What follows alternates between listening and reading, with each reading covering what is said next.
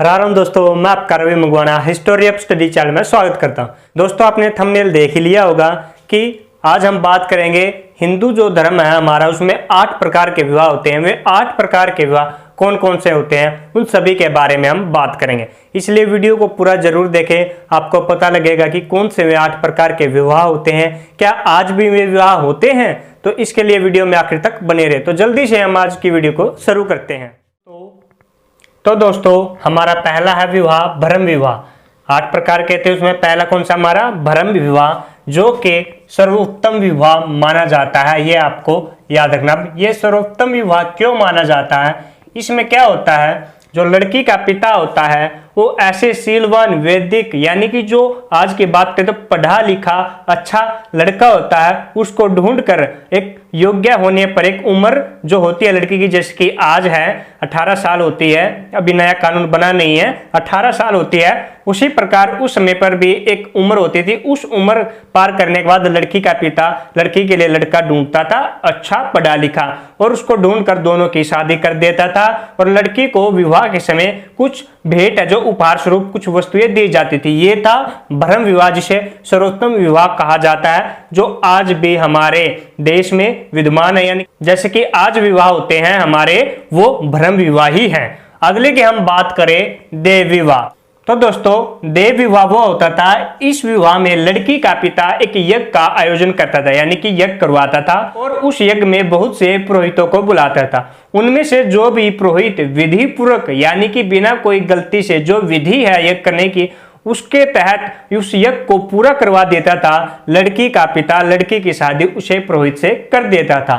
यह विवाह जो जब तक यज्ञ होते रहे तब तक होता था। जब यज्ञ समाप्त हो गए, करवाने लोगों ने बंद कर दिए, तो यह विवाह भी समाप्त हो गया। अगला है हमारा आर्ष विवाह। आर्ष विवाह में क्या होता था, इसमें लड़की का पिता एक जोड़ी गायें और एक बैल लेता था लड़के से, और लड़की की शादी उससे कर देता था। अब देखे जाए तो यह लड़की की बिक्री नहीं है, क्यों बेचकर इनके बदले लड़की दे रहा है ये, क्योंकि गाय हमारी क्या है, माता। ये आप धर्म के अनुसार देख सकते हैं, क्योंकि गाय को हम पवित्र मानते हैं। और ये विवाह केवल पुरोहितों में ही था, यानी कि ब्राह्मण ही लोग करते थे इस विवाह को, और कोई नहीं करता था। अगला विवाह है हमारा प्रजापत्य विवाह। प्रजापत्य विवाह भ्रम विवाह जैसा ही था जैसे ये था। इसमें क्या होता था, जैसे वह ब्याह होता था पढ़े लिखे व्यक्ति से ब्याह करता था, और इसमें भी यह जोड़ दिया गया कि लड़की का पिता लड़के से कहता था कि जाओ तुम अपने सामाजिक जो कर्तव्य है उसको पूरा करो, यानी कि अपना विकास करो और समाज का विकास करो। यह था प्रजापत्य विवाह।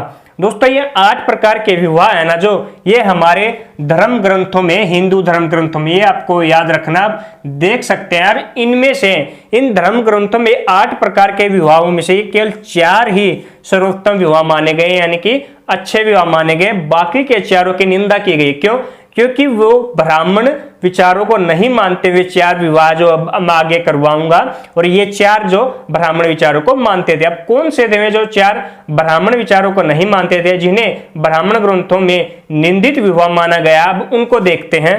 तो अगला है दोस्तों असुर विवाह। असुर विवाह क्या होता था, इस विवाह में लड़की को मूल्य देकर खरीदा जाता था, यानी कि लड़की का पिता लड़की को बेच देता था। ये था असुर विवाह, जो आजकल भी चला हुआ है, जिसको हरियाणा में खासकर मूल की बहू कहते हैं, कि मूल की बहू लेके आया है। यूपी से, बिहार से, हिमाचल प्रदेश से, बहुत से ऐसे पिछड़े इलाके हैं जहां से लड़की को खरीद कर लाया जाता है, उसके साथ विवाह किया जाता है, वो आपका असुर विवाह कहलाता है। अगला है गंधर्व विवाह। गंधर्व विवाह आपका बात करें प्रेम विवाह, यानी कि आज की जो लव मैरिज की जाती है उसको गंधर्व विवाह बोलते हैं। जो कि आपको पता है लव मैरिज में क्या होता है, लड़का लड़की आपस में प्यार करते हैं, एक दूसरे को पसंद करते हैं, और माता पिता की इच्छा के विरुद्ध जाकर जो विवाह करते हैं उसको गंधर्व विवाह कहते हैं। और इस विवाह में आप उदाहरण दे सकते हैं, सबसे पहले दुष्यंत और शकुंतला का आपने नाम सुना होगा। इनका विवाह गंधर्व विवाह ही था, दुष्यंत और शकुंतला का। अगला है गंधर्व। दोस्तों, ये याद रखना, गंधर्व विवाह जो इस विवाह को महाभारत में सर्वोत्तम विवाह बताया गया है।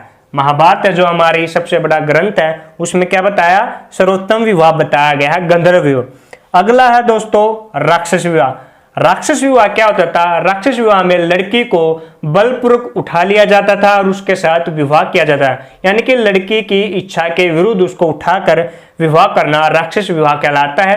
कुछ हद तक महाभारत में इसके उदाहरण मिलते हैं और महाभारत में इस विवाह को अक्षत्रियों का विवाह कहा जाता है, यानी कि ये तो धर्म है अक्षत्रियों का।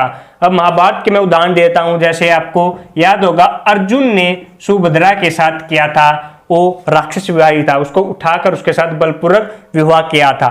और कृष्ण ने भी रुक्मिणी के साथ जो विवाह किया था दोस्तों, वो राक्षस विवाह की श्रेणी में ही आता है, उसको जबरदस्ती उठाकर, यह था राक्षस विवाह। और अगला है जो लास्ट, पिशाच विवाह, जो सबसे खराब विवाह माना जाता है हमारे धर्म ग्रंथों में। क्यों?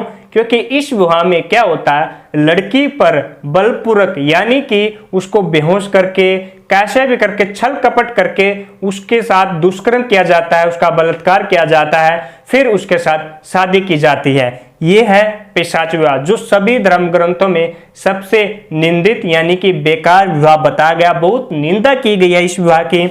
और वैसे तो धर्म ग्रंथों में ये लास्ट के जो 4 विवाह है, असुर विवाह, गंधर्व विवाह, राक्षस, पिशाच, सभी की निंदा की गई क्योंकि ये ब्राह्मण नियमों को नहीं मानते। लेकिन पिशाच विवाह की खासकर निंदा की गई है, ये सबसे बेकार विवाह है। लेकिन आज दोस्तों हम बात करें तो आप देखो कौन कौन से विवाह प्रचलित है हमारे में। ये ब्रह्म विवाह आज भी होता है, प्रजापति विवाह एक जैसे ही है ये, और गंधर्व विवाह आज के जो लव मैरिज है आज भी होती है, और आपकी असुर विवाह यानी कि मूल की बहू जिसको बोलते हैं, ये 4 विवाह आज भी हमारे भारत में प्रचलन में है। तो दोस्तों ये थी जानकारी विवाह के बारे में कि कितने प्रकार के विवाह होते हैं। आशा है दोस्तों आपको वीडियो पसंद आई होगी। अगर वीडियो पसंद आई है तो वीडियो को लाइक, शेयर और कमेंट करना ना भूलें, और हमारे चैनल को ऐसी ही जानकारी प्राप्त करने के लिए सब्सक्राइब करना ना भूलें। सब्सक्राइब करने के साथ बेल आइकन बटन जरूर दबाएं, ताकि जब भी हम कोई न्यू वीडियो आपके पास पोस्ट करें तो आपको सबसे पहले वो वीडियो मिल सके। धन्यवाद।